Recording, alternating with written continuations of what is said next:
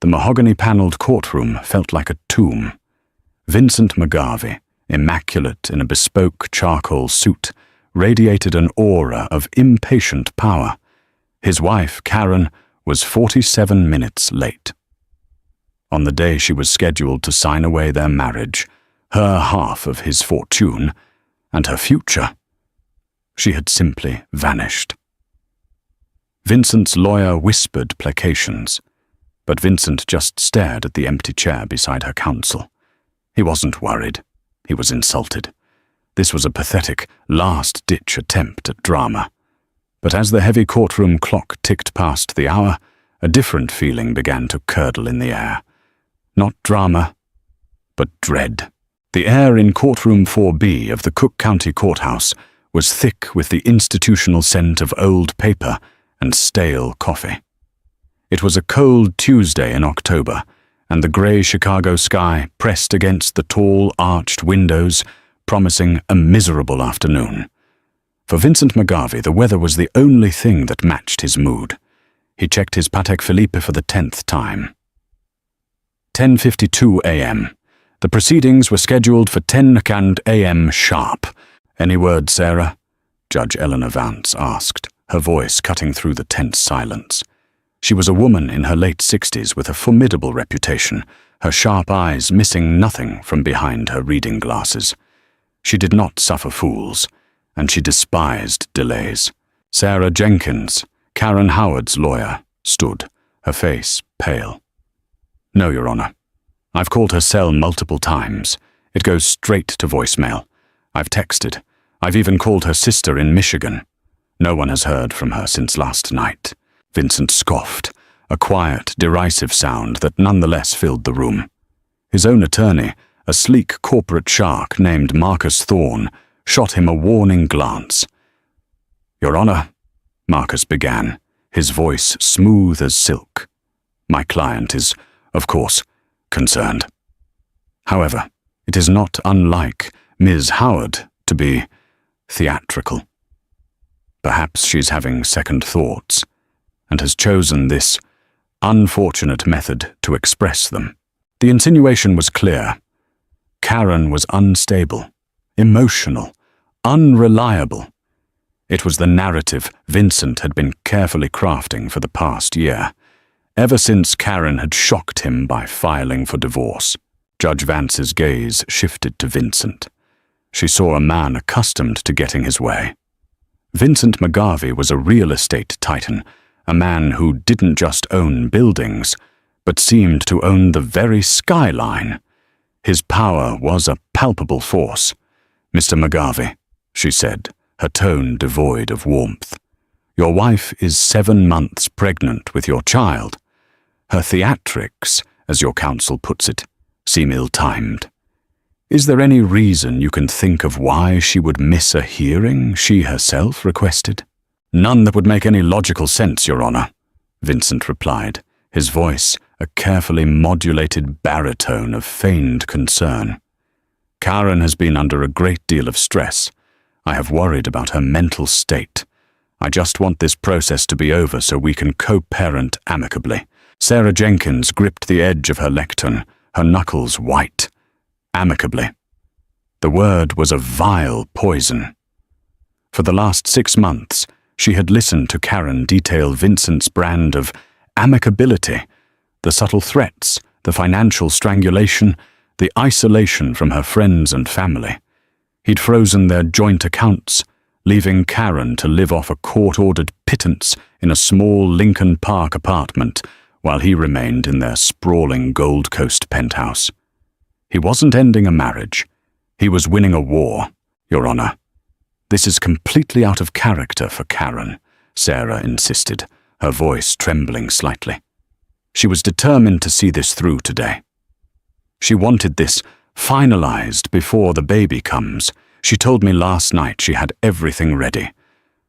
She was relieved. Judge Vance studied Sarah, then Vincent. The power imbalance in the room was a chasm. On one side, a billionaire with a high-powered legal team. On the other, a missing pregnant woman represented by a competent but clearly rattled public interest lawyer. "We will adjourn until 2 p.m., the judge declared, her gavel striking the block with a sharp crack. "Ms. Jenkins, if you have not made contact with your client by then, I expect you to have filed a missing person report. Mr. McGarvey, you and your counsel will remain available." She fixed Vincent with a stare that brooked no argument. "Do you understand?" "Perfectly, Your Honor," Vincent said, a mask of civility hiding a flicker of triumph. A delay was annoying, but Karen's stunt only proved his point. She was a mess. The judge would see it, and he would get the favorable settlement he wanted. As the courtroom emptied, Sarah Jenkins hurried out, dialing Karen's number again. Voicemail. She called the building manager for Karen's apartment on West Armitage. He agreed to let her in for a wellness check. The 20-minute cab ride was agony. Every scenario that played in her head was worse than the last. When she arrived, the building manager, a portly man named George, met her with a concerned look. "Haven't seen her today. Usually see her walking in the morning." He unlocked the door to apartment 3A. Sarah's heart pounded as she pushed it open. "Karen?" she called out, her voice echoing in the stillness. The apartment was immaculate. Too immaculate. The bed was made, the dishes were clean and dry in the rack, the throw pillows on the sofa were perfectly arranged. It looked less like a home and more like a hotel room that had been tidied for the next guest. Then she saw it. On the small kitchen table was a cup of herbal tea, cold and untouched. Next to it lay Karen's prenatal vitamins, the bottle open, a single pill sitting beside it, as if she'd been interrupted mid-motion. A wave of cold dread washed over Sarah. She moved deeper into the apartment, her eyes scanning for anything out of place. She entered the bedroom. The closet door was slightly ajar. Inside, a small overnight bag sat on the floor, half-packed with baby clothes and a going-home outfit for Karen. It was the bag for the hospital. Why was it half-packed and abandoned? Then her gaze fell to the floor, near the bedside table. A single, small object glinted in the dim light. She bent down and picked it up. It was an earring, a simple pearl stud. She recognized it instantly. It was part of a set Karen's grandmother had given her. Karen cherished them. She was wearing them yesterday when they'd met to go over the final papers. The clasp was bent, broken, as if it had been ripped from her earlobe. Sarah's breath caught in her throat. This wasn't a woman who had simply decided to skip a court date. This was the scene of a disappearance. The silence in the apartment was no longer peaceful. It was screaming. Karen Howard was gone. And as Sarah stood there, clutching the broken pearl earring, she had a terrifying certainty that the man who wanted to erase her from his life had finally succeeded. She pulled out her phone, her hands shaking, and dialed 911. Detective Miles Miller hated domestic cases. They were messy, emotional, and the truth was always buried under layers of he said, she said. When he walked into Karen Howard's pristine apartment, his first impression was that Sarah Jenkins was overreacting. But then he saw the broken earring and the untouched vitamins, and his cop senses began to tingle. These were the small, discordant notes in an otherwise perfect symphony of domestic order. These were the things that pointed to trouble. His interview with Vincent McGarvey took place in the library of the Gold Coast penthouse, a room that smelled of old leather and new money. Floor-to-ceiling windows offered a godlike view of Lake Michigan, grey and churning under the October sky. Vincent sat in a wingback chair, a glass of what looked like expensive scotch in his hand, the very picture of urbane concern. "I just can't fathom it, Detective," Vincent said, swirling the amber liquid. "For her to just run off. It's irresponsible. The baby—" He let the sentence hang, shaking his head with practiced sorrow. "Mr. McGarvey, her lawyer doesn't think she ran off," Miller said, keeping his voice neutral. He sat opposite Vincent, his own cheap suit feeling shabby in the opulent room. Her wallet, her keys, and her phone were all found in the apartment. People don't run off without the basics, Vincent sighed, a long, weary exhalation. You don't know Karen. When she gets an idea in her head, she's like a runaway train. She probably has a secret credit card, a stash of cash somewhere. She's likely halfway to her sister's in Ann Arbor, trying to build leverage for a better settlement. It's a game, Detective. A cruel, manipulative game. He leaned forward, his eyes earnest. Look, I know how this looks. The angry husband, the contentious divorce. But I loved my wife. I still do. I was devastated when she left me. I admit, the divorce has been difficult. I've been trying to protect my assets, yes. Not from Karen, but for our son. To ensure his future is secure, no matter what happens. It was a masterful performance. Every word was designed to paint Karen as flighty and vindictive, and himself as the stable, long-suffering victim. But Miller had interviewed hundreds of liars, and Vincent McGarvey had all the tells, the overly detailed explanations, the emotional language that didn't quite match the coldness in his eyes. To understand the conflict, Miller needed to understand the before. "Tell me about the marriage," he prompted. "When did things start to go wrong?" Vincent's face tightened for a fraction of a second before relaxing back into his mask of sorrow. "It was the pregnancy," he said.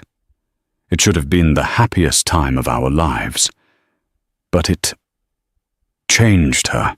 The half-finished nursery was painted a soft, gender-neutral yellow. Karen, her belly a gentle curve under her linen dress, was directing movers as they assembled a beautiful white crib. She was humming, a happy, contented sound. Vincent walked in, his expression unreadable. "What is all this?" he asked, his voice flat. "It's the crib I told you about, from that little boutique in Evanston. It's solid maple, non-toxic paint. Isn't it perfect?" She beamed, her face alight with joy. "I told you I would handle the nursery," he said, his voice dropping to a low, cold tone. "My designer has already sourced a custom suite from Italy. It's being shipped next month." Karen's smile faltered. "But I love this one. It's from a local craftsman, and my mother helped me pick it out." Vincent walked over to the crib and ran a hand over the smooth wood. "It's quaint. But it's not up to our standard, Karen. Our son will have the best, not something from a local craftsman. Call them and have them take it back." "No," she said, her voice quiet but firm. "I won't. This is our baby's room, not a showroom for your clients. I want him to have this crib." Vincent turned to face her, and the coldness in his eyes was terrifying. He stepped closer, invading her space until she instinctively took a step back. "You seem to be confused," he whispered, his voice a silken threat. "You think this pregnancy gives you some new power, some new vote in this household. It doesn't. You live in my house, you spend my money, and you will raise our child according to my standards. This discussion is over." He walked out, leaving her standing alone in the yellow room. The joy had evaporated, replaced by a familiar, icy fear. It wasn't about the crib. It was about control. Absolute, unquestioning control. It was in that moment, with the scent of fresh paint in the air, that she knew her marriage wasn't a partnership. It was a prison, and for the sake of her unborn child, she had to escape. She became paranoid. Vincent continued his story to Miller, pulling the detective from the imagined scene. Accusatory. She started making wild claims about my business, my finances. She thought I was hiding money from her. It was delusional. "So you have no idea where she could be?" Miller pressed, circling back. If I had to guess, her sister, Brenda, in Ann Arbor. They're thick as thieves. Karen would go there to hide out and lick her wounds. It was a solid lead, one Miller had to follow. But as he left the penthouse and stepped back into the gritty reality of the city, he couldn't shake the feeling that Vincent McGarvey wasn't just providing a theory. He was planting one. Later that afternoon, Miller got 2 phone calls that changed the entire trajectory of the case. The first was from Detective Thompson in the Ann Arbor PD. Brenda, Karen's sister, was frantic. She hadn't heard from Karen in 2 days and was about to drive to Chicago herself. Karen was definitely not with her. The second call was from dispatch. A city sanitation worker had reported an abandoned vehicle parked near an old, defunct steel mill by the Calumet River, a desolate, forgotten corner of the city. The license plate was a match for Karen Howard's grey Honda CR-V. Miller's blood ran cold. This was no longer just a missing person case. This was the spot where you dump a car you don't want found. This was where happy endings went to die. As he drove towards the location, sirens wailing, he knew the narrative had irrevocably shifted. The manipulative wife theory was crumbling, and in its place, a far darker story was beginning to take shape. A week crawled by. Karen Howard's disappearance became a media storm. Her smiling face, taken from a charity gala photo with Vincent, was plastered across every news channel and website. The narrative Vincent had so carefully planted had taken root. Troubled, pregnant wife flees ahead of contentious divorce. Pundits and armchair psychologists dissected her fragile mental state, while Vincent played the part of the heartbroken husband, pleading for her safe return in a televised press conference. In her chambers, Judge Eleanor Vance watched the spectacle with growing disgust. She had presided over thousands of divorce cases, had seen the ugliest face of human relationships. She knew that behind the closed doors of mansions, the cruelty could be just as savage as in any back-alley brawl, only quieter and more insidious. Vincent McGarvey's performance felt hollow, rehearsed, and Sarah Jenkins's raw, genuine fear for her client had stuck with her. On the 9th day of Karen's disappearance, a package arrived at the courthouse addressed directly to Judge Vance. It was a standard 9x12 manila envelope, unremarkable except for the lack of a return address and the slight extra weight. It was flagged by courthouse security, x-rayed, and deemed safe before a bailiff delivered it to her chambers. Her clerk, a sharp young man named Ben, placed it on her desk. "Looks like fan mail, Judge," he joked. Eleanor slit it open with a letter opener. Inside were 2 items. The first was a single sheet of paper with a typed message. "Judge Vance, you are a fair judge." Karen Howard knew that. She is not who her husband says she is. The police in Chicago are too connected to him. You are the only one who can see the truth. Look at the financials. He's not just hiding assets. He's hiding an empire. The second item was a small black USB flash drive. A chill traced its way down Eleanor's spine. This was highly unorthodox, a breach of judicial protocol. Any evidence had to come through official channels. Yet, the note's plea felt urgent, desperate. The police are too connected to him. In a city like Chicago, it was a disturbingly plausible claim. Vincent McGarvey had his tentacles everywhere. "Ben," she said, her voice low. "Close the door."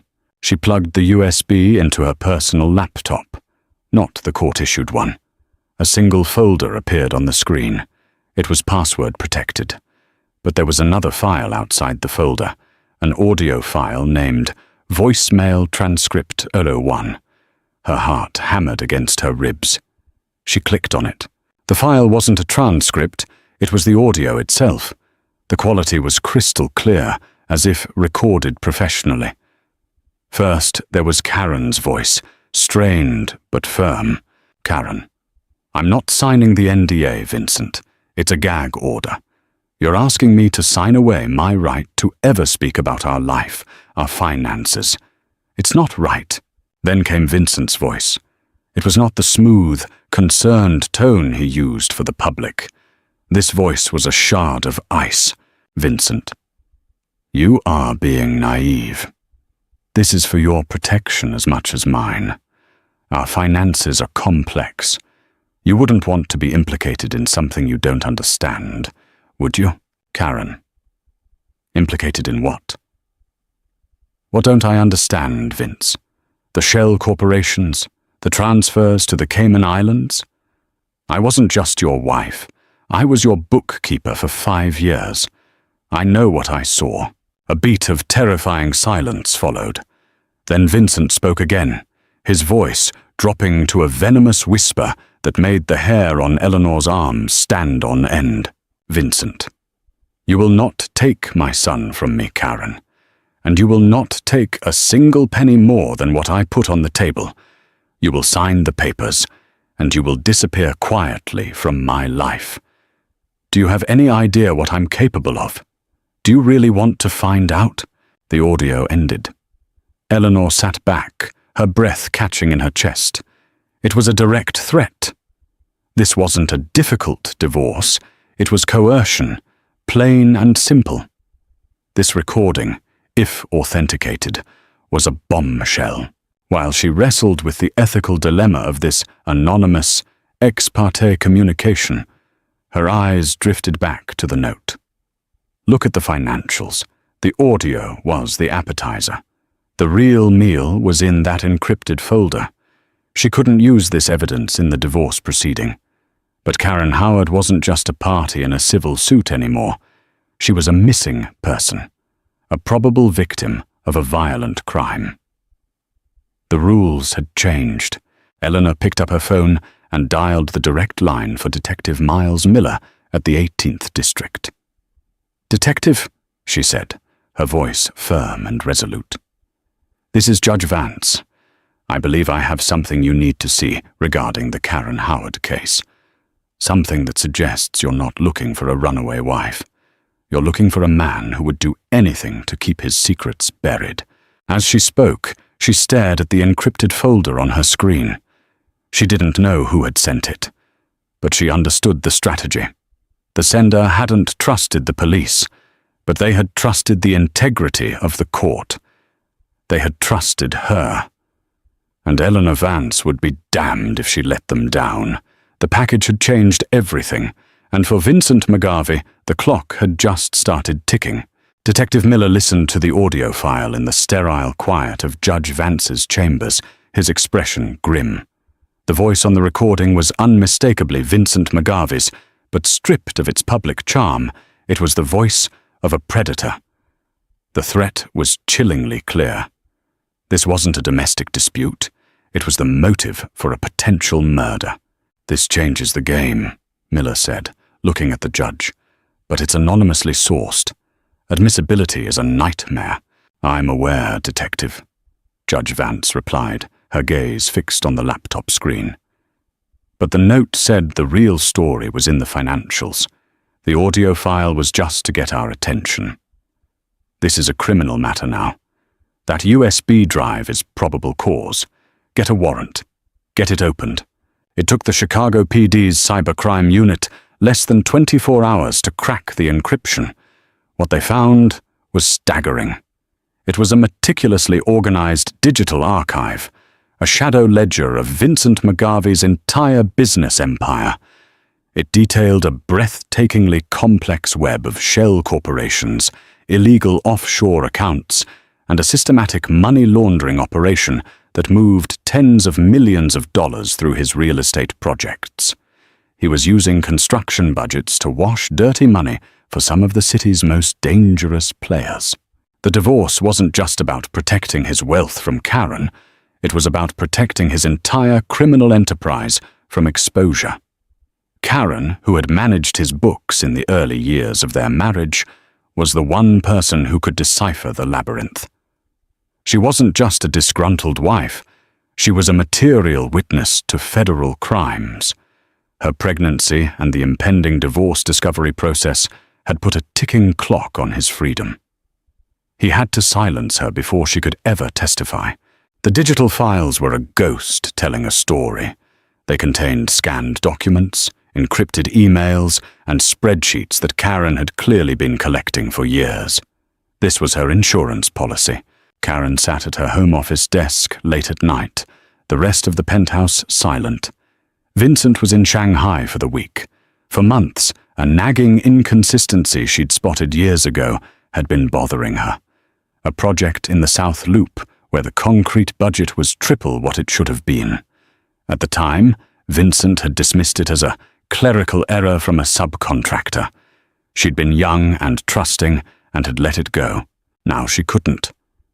Driven by a cold intuition, she began digging through old digital files on their home server. It started with that one project. But soon she was pulling on a thread that unraveled a vast, terrifying tapestry. She found dummy invoices, wire transfers to accounts in Panama and the Cayman Islands, and emails using coded language she now understood all too well. Her husband wasn't just a brilliant, ruthless businessman. He was a crook, a high-level one. Her blood ran cold. This was the man she was married to, the man whose child she desperately wanted to carry. The power he wielded wasn't just from his wealth, it was from the dangerous secrets he kept. For weeks, she worked in secret, using sophisticated software to copy and encrypt files, creating a hidden digital archive. She moved the data onto a single, tiny USB drive. It was her only leverage, her only hope of escape. She knew a normal divorce would be impossible. If he even suspected what she knew, her life would be in danger. She had to plan every step with surgical precision. Armed with the explosive financial evidence, Miller got the warrant he needed.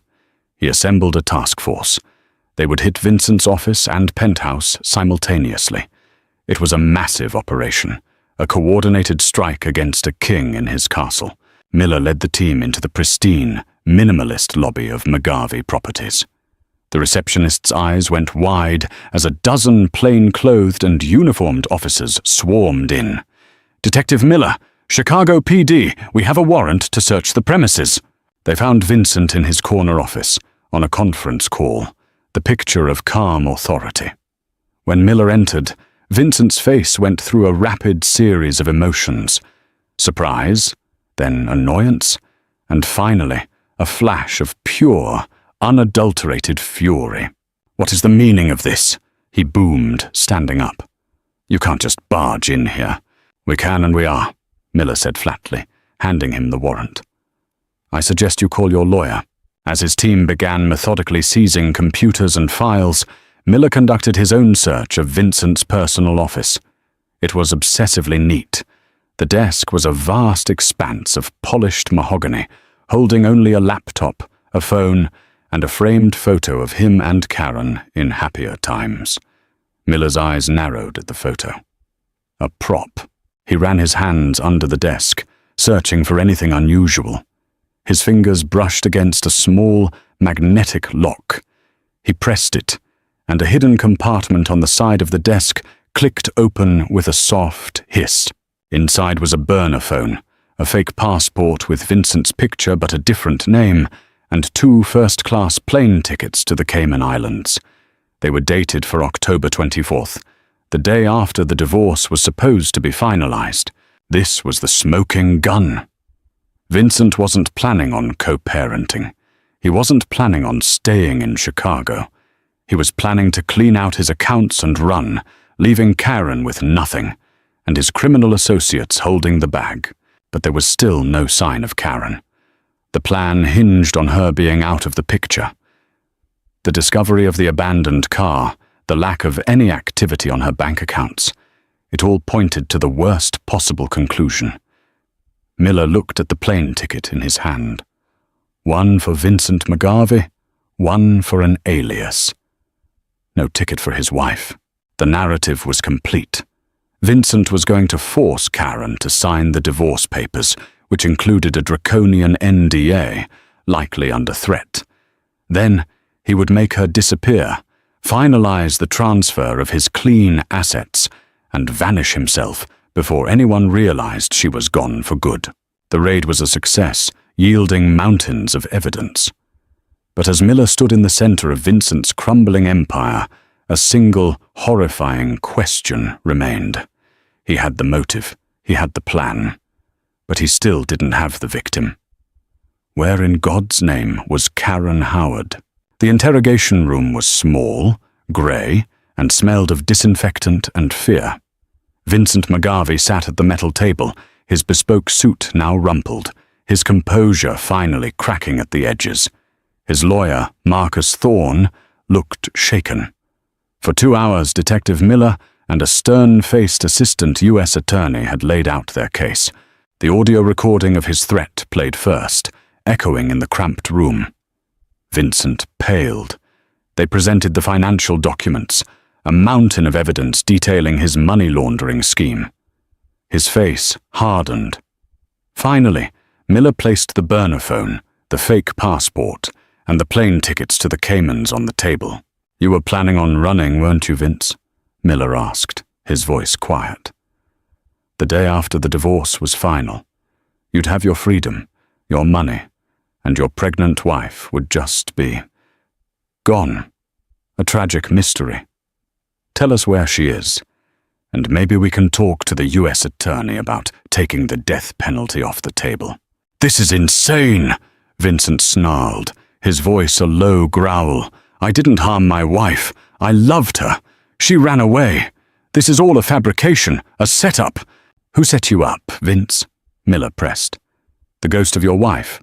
She just happened to have a complete record of your criminal enterprise and got it into the hands of a judge? That's one smart ghost." Vincent's bravado was a dam with 1,000 cracks, and it was about to burst. He was trapped. His empire was in ruins, his freedom gone, but he held one last card.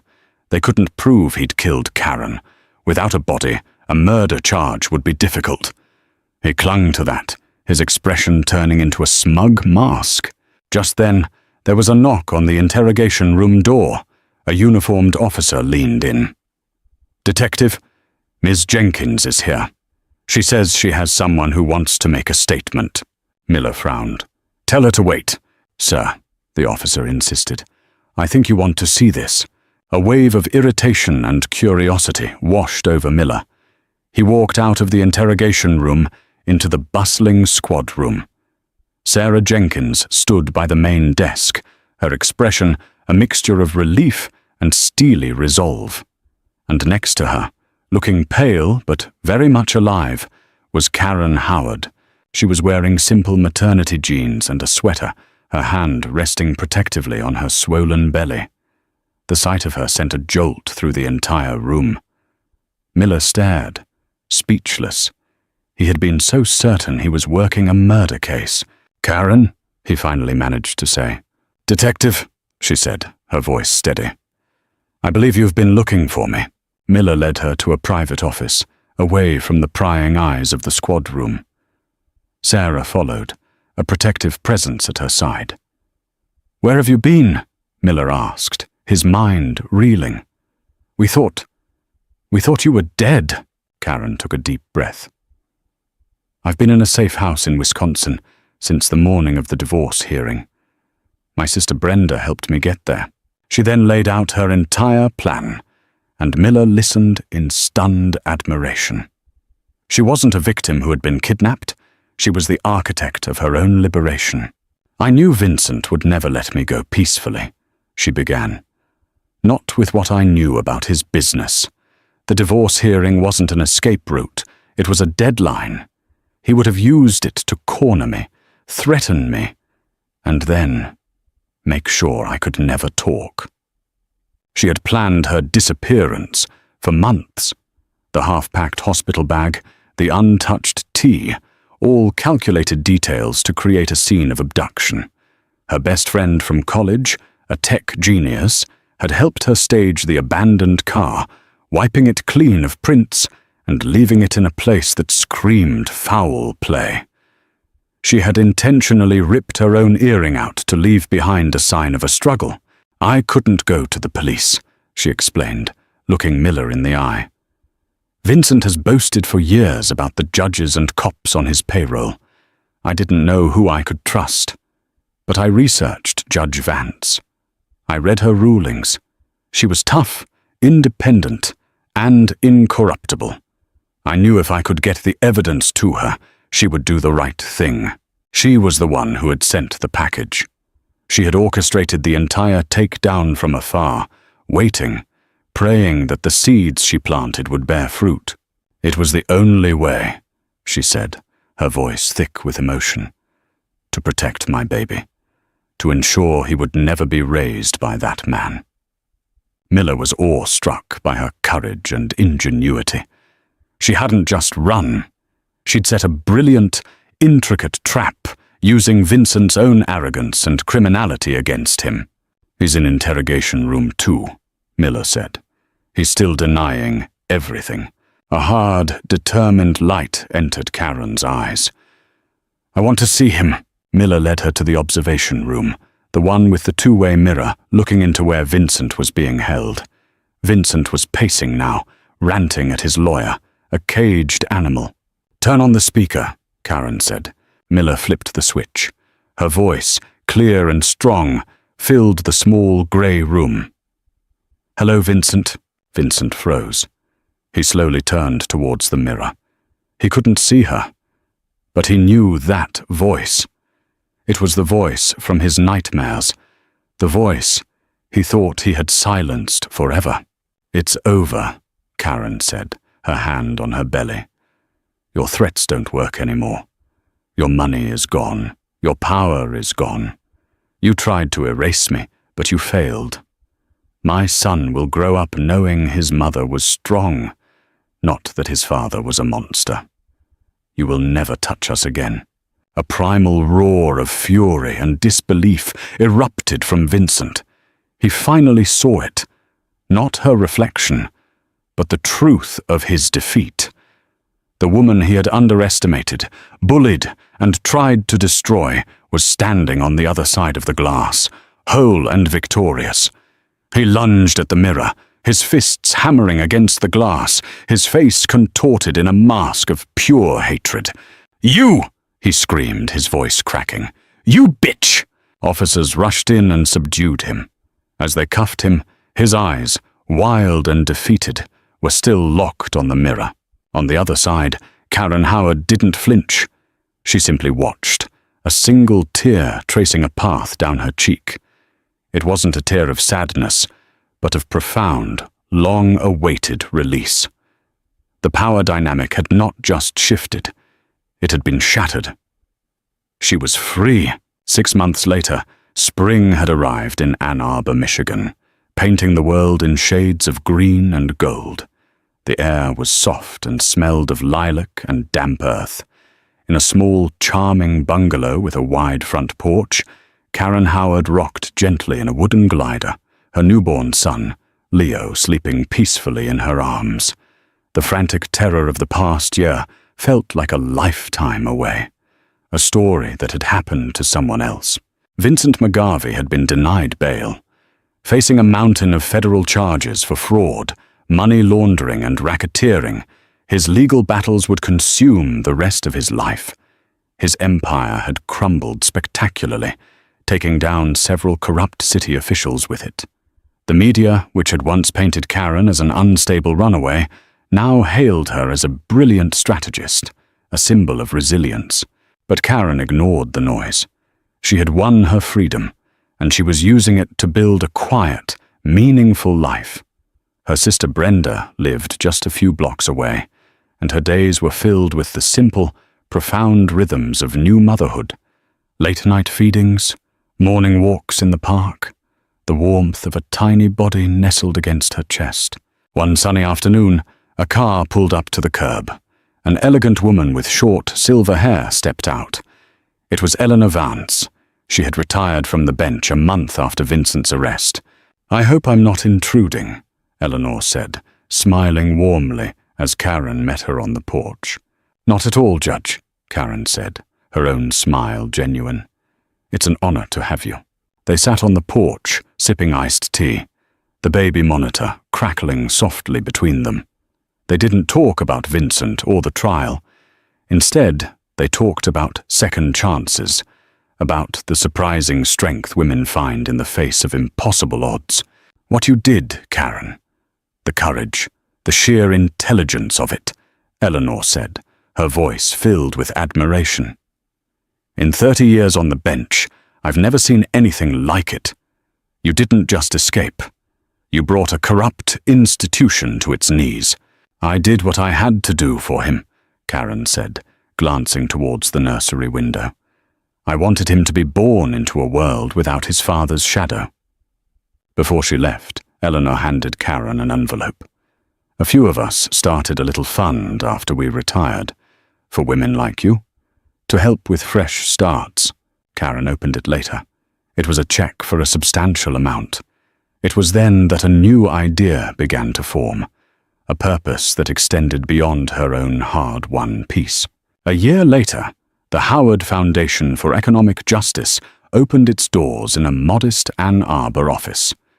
Funded by the assets Karen was legally awarded in her divorce settlement and donations from people like Eleanor Vance, its mission was simple: to provide legal aid and financial planning for women trying to escape abusive, controlling partners. She used her intimate knowledge of financial abuse to empower other women, teaching them how to find hidden assets, secure their independence, and fight back against powerful men who used money as a weapon. Karen wasn't just a survivor anymore.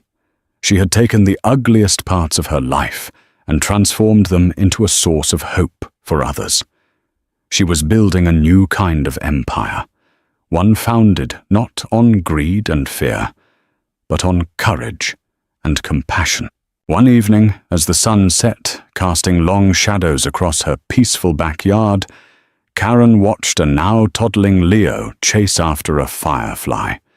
He was a happy, bright boy, full of laughter, completely untouched by the darkness he had been born from. She had not only saved herself, she had saved him. And in that simple, profound truth, she found a satisfaction deeper and more lasting than any fortune or skyline could ever provide. She had found justice. Karen Howard's story is a powerful testament to the resilience of the human spirit. She refused to be a victim in the narrative written for her by a powerful man. Instead, she took control, using her intelligence and courage to flip the script, proving that true power isn't about wealth or influence, but about the unbreakable will to protect what you love. She transformed her greatest trial into her greatest purpose, building a legacy of hope from the ashes of betrayal. Hers is a journey of reclaiming one's dignity, fighting for justice, and creating a second chance not just for herself, but for countless others. If Karen's story of strength and redemption moved you, please consider liking this video, sharing it with someone who needs to hear it, and subscribing for more tales of empowerment and survival.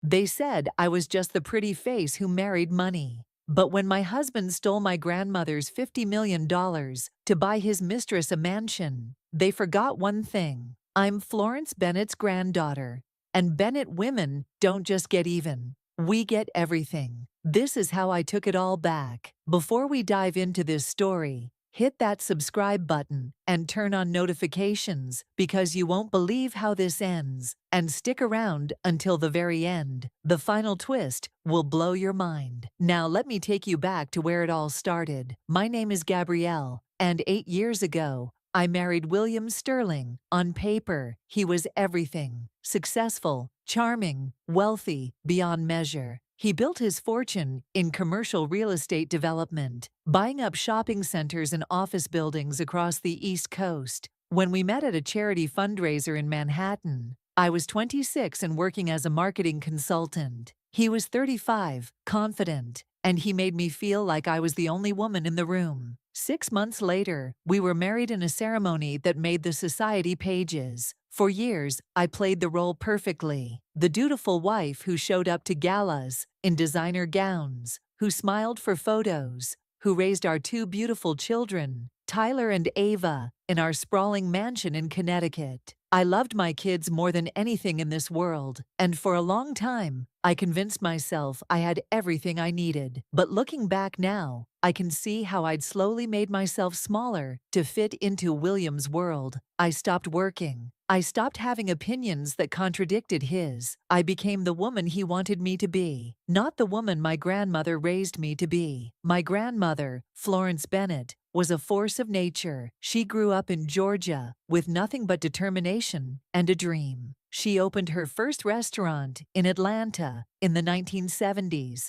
at a time when banks wouldn't even give a black woman a loan. She saved every penny, learned every recipe, and built that one restaurant into a chain of 12 locations across the South. Sweet Florence's became an institution. People drove hours just to taste her pecan pie and collard greens. She taught me that Bennett women were survivors, fighters, builders. But somehow, in my marriage, I'd forgotten those lessons. When Grandma Florence passed away 6 months ago, I was devastated. She'd been my rock, my confidant, the one person who always told me the truth, even when I didn't want to hear it.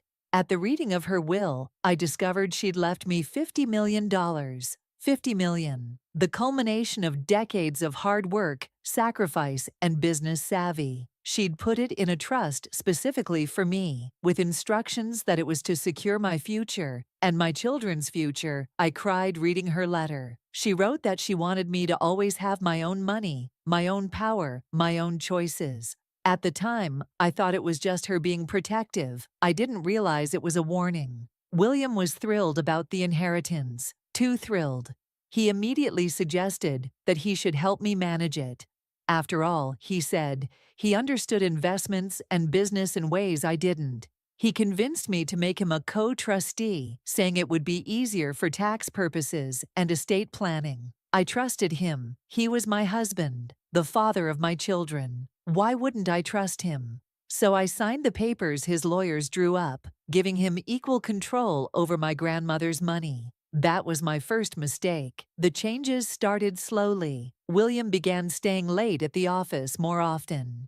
Business dinners became overnight business trips. He stopped asking about my day or playing with the kids before bedtime. When I'd reach for his hand, he'd pull away. When I'd try to talk to him about us, he'd say he was stressed about a big deal. The warmth that once existed between us turned cold, and I felt it in my bones. Something was wrong, but I couldn't prove it. And when you're living in a mansion with everything money can buy, people don't believe you. When you say you're unhappy, they think you're ungrateful.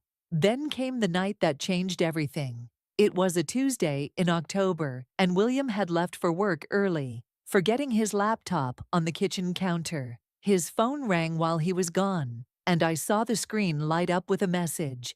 "Can't wait to see you tonight, baby." The name on the screen was Veronica. I stood there staring at that phone, like it was a bomb about to explode. My hands were shaking as I opened his laptop.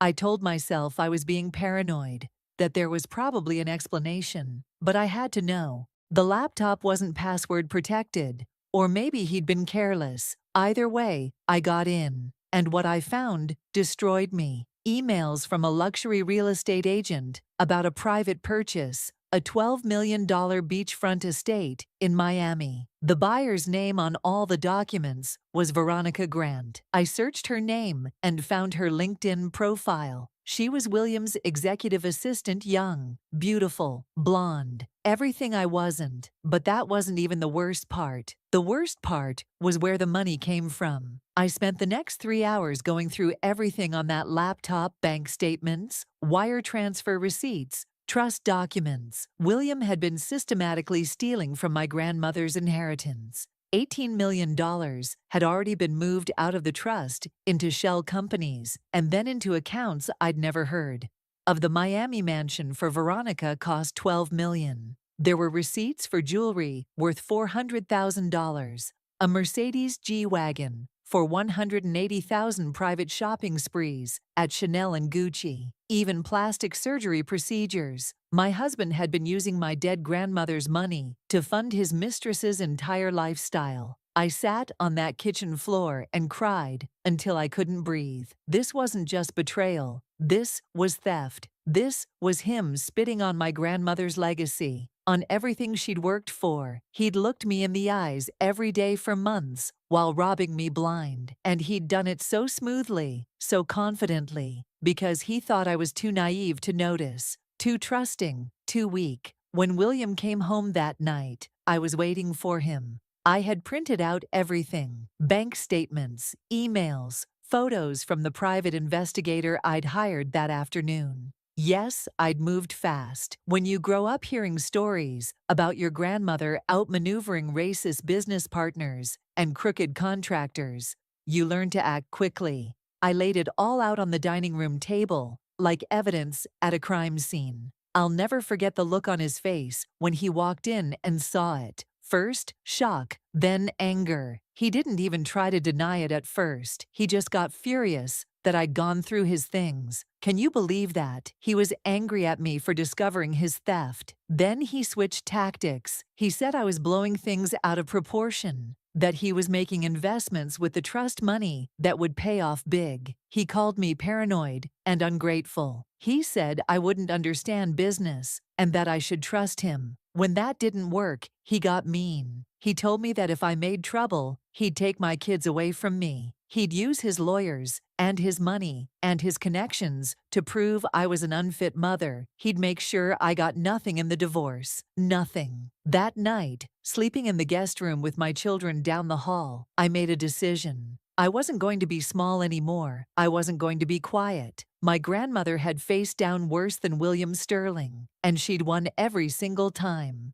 It was time for me to remember who I was. I was Florence Bennett's granddaughter, and Bennett women don't back down from a fight. The next morning, I called attorney Helen Rodriguez. Helen was known as the best family law specialist in Connecticut, and she had a reputation for going for the throat. When I walked into her office and laid out everything I had, her eyes lit up.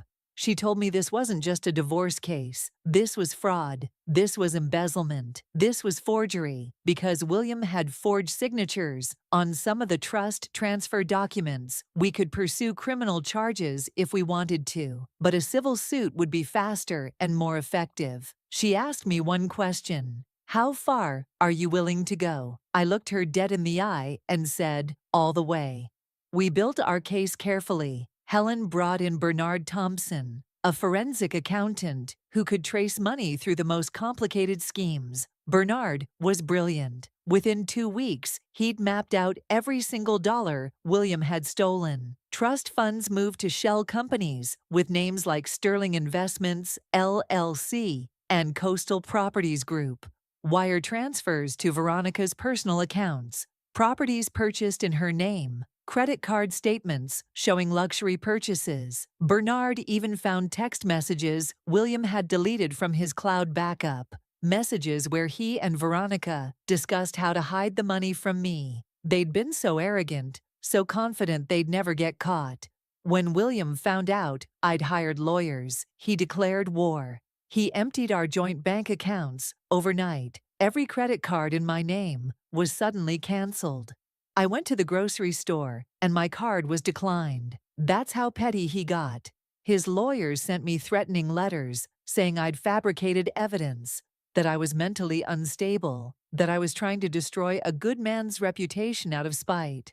He started telling people in our social circle that I was having a breakdown, that grief over my grandmother's death had made me paranoid and delusional.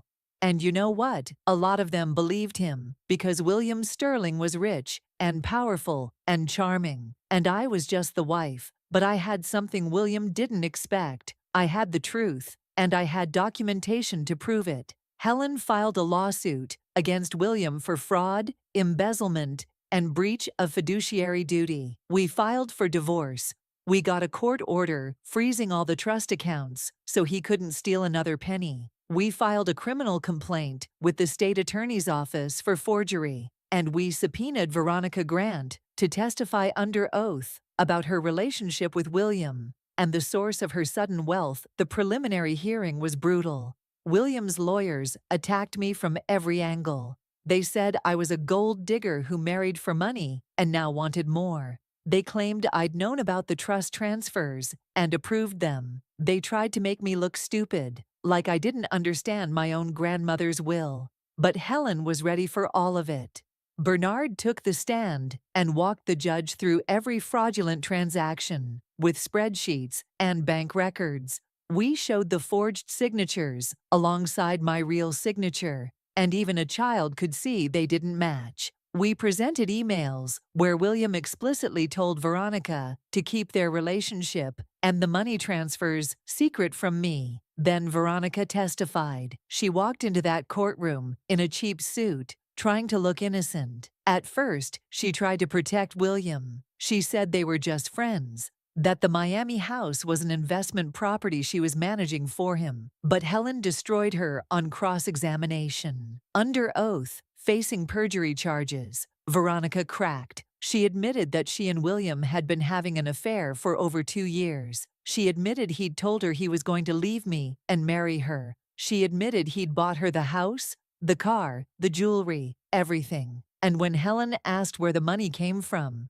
Veronica said William told her it was community property, money from his business that he had every right to spend. She even showed receipts and bank statements that proved every purchase. The judge's face when he heard all this, I'll never forget it. He was disgusted. This wasn't some messy divorce where both sides had valid points. This was a clear case of a man stealing from his wife's inheritance to fund his affair. The judge issued an immediate order freezing all of William's personal assets, not just the trust. He ordered William to account for every penny he'd taken and prepare to pay it back with interest. And he made it clear that if this went to trial, William was going to lose spectacularly.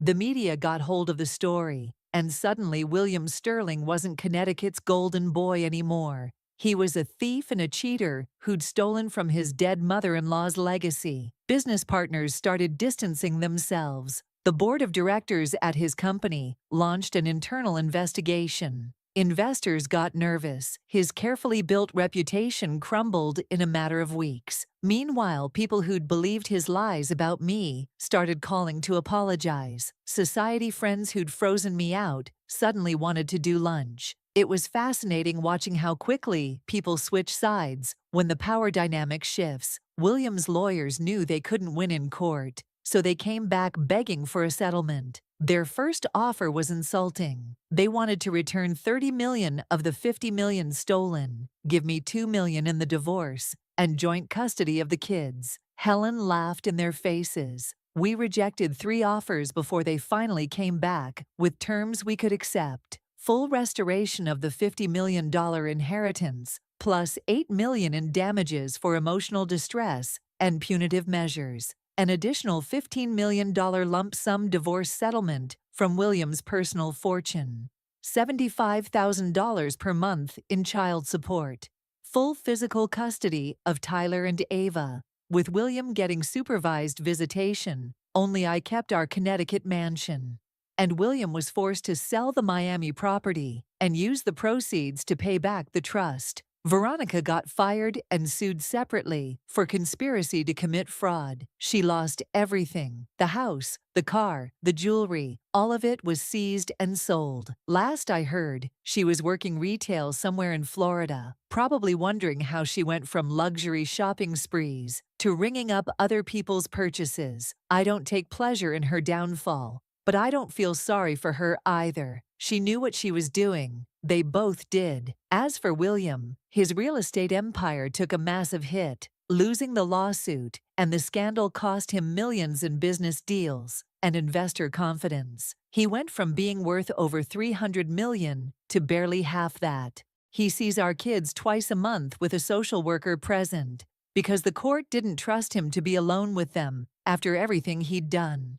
Tyler and Ava are doing well, considering they're in therapy, and they're learning that sometimes people we love disappoint us, but that doesn't mean we stop loving ourselves. I used part of my grandmother's inheritance to start the Florence Bennett Foundation. We provide microloans and business mentoring to Black women entrepreneurs who are trying to build their own legacies. In the first year, we've helped 73 women start or expand their businesses. From food trucks to consulting firms to beauty product lines, these women are doing exactly what my grandmother did, building something from nothing, refusing to let anyone tell them they can't.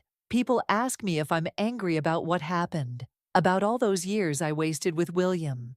The truth is, I'm not angry anymore. I'm grateful. Grateful that I found out who he really was. Grateful that my grandmother gave me the means to fight back. Grateful that I remembered who I am and where I come from. William thought marrying me meant he'd married someone weak, someone controllable, someone who'd accept whatever he did because I depended on his money and his name. He forgot that I came from a woman who built an empire with her bare hands, who faced down racism and sexism and poverty and won every single time.